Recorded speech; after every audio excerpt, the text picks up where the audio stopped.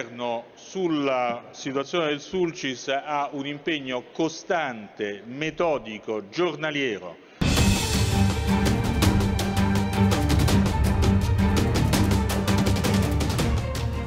È stato varato il piano Sulcis che, nonostante ciò che dice l'onorevole Pili, sta dando i suoi primi frutti.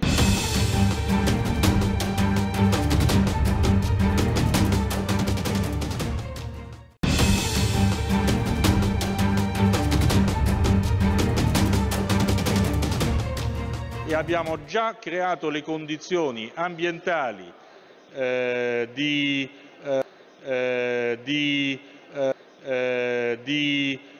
rilancio delle infrastrutture e di costo dell'energia.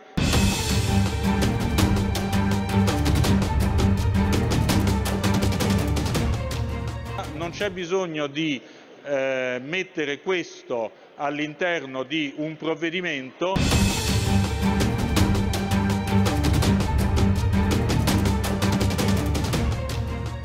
Sul Sulcis c'è un impegno del Governo che è ben noto.